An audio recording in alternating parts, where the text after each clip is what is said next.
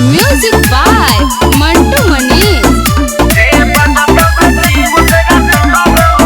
मन करे छे घर से कर तोरा से भेंट, दूसरा संगे शादी लगबै छै से। मन करे छे घर से कर तोरा से भेंट, दूसरा संगे शादी लगबै छै से। साथ मिलतौ ने तोहर त खूबे हम कनबौ रे, साथ मिलतौ ने तोहर त खूबे हम कनबौ रे। जे बजतौ बेसी ओकरा टंगबौगे, दुल्हा तोहर हम बनबौगे। जे बजतौ बेसी ओकरा टंगबौगे, दुल्हा तोहर हम बनबौगे।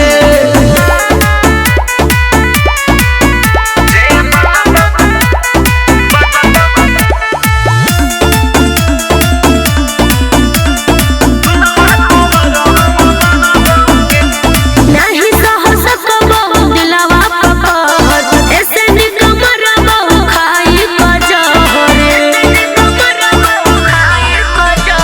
नहीं सह सकबौ दिलवा पकड़, ऐसे निकमर बहु खाई क जहरे।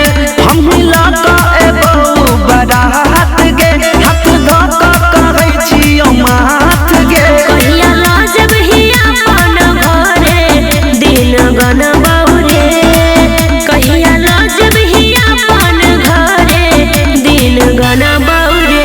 जे बजतौ बेसी ओकरा टंगबौगे, दुल्हा तोहर हम बनबौगे। जे बजतौ बेसी ओकरा टंगबौगे, दुल्हा तोहर हम बनबौगे।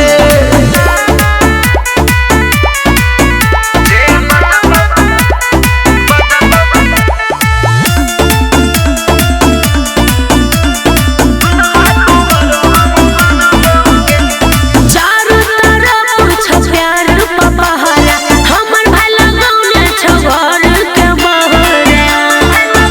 सुना चारों तरफ छ प्यार पपहरा, हमर भाई लगौने छ घर के बहरा।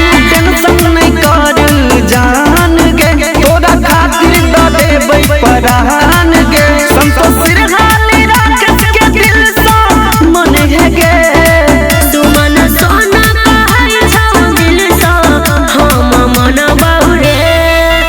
जे बजतौ बेसी ओकरा टंगबौगे, दुल्हा तोहर हम बनबौगे। जे बज